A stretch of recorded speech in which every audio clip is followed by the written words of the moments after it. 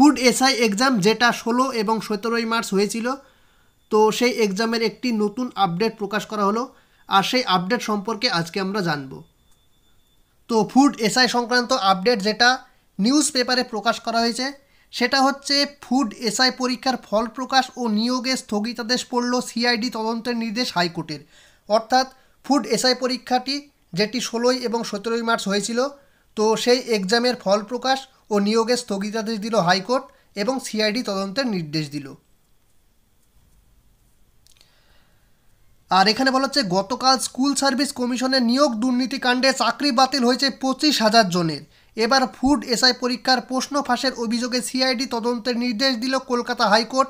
আজ পিএসসির প্রশ্ন ফাঁসের অভিযোগ নিয়ে কলকাতা হাইকোর্টে ধাক্কা খেল রাজ্য সরকার। পিএসসি গত 16 এবং 17 মার্চ ফুড এসআই পরীক্ষা নিয়েছিল। 480টি শূন্য পদের জন্য পরীক্ষা দিয়েছিলেন 13.5 লাখ ছাত্রছাত্রী। মোট 6টি শিফটে পরীক্ষা হয় এবং সবকটি শিফটেই প্রশ্ন ফাঁস হয় বলে অভিযোগ সামনে আসে। এই ঘটনায় অভিযুক্তদের শাস্তির দাবিতে এবং দ্রুত স্বচ্ছ নিয়োগের দাবিতে পিএসসি দুর্নীতিমুক্ত মঞ্চের পক্ষ থেকে 20 মার্চ পিএসসি অফিস ঘেরাও করা হয়। যদিও পিএসসির তরফ থেকে কোনো সদর্থক ভূমিকা সামনে না আসায় মামলা করা হয় কলকাতা হাইকোর্টে। আজ আদালত বলেছে সিআইডি তদন্ত করবে।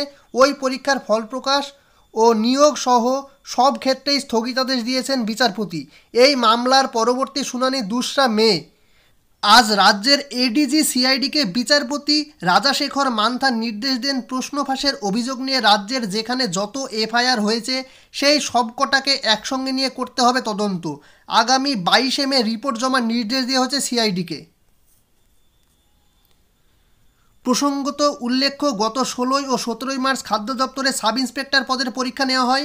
যদিও অভিযোগ ওঠে খাদ্য দপ্তরে সাব ইন্সপেক্টর পদে চাকরির পরীক্ষার প্রশ্ন একদিন আগেই বেরিয়ে যায়।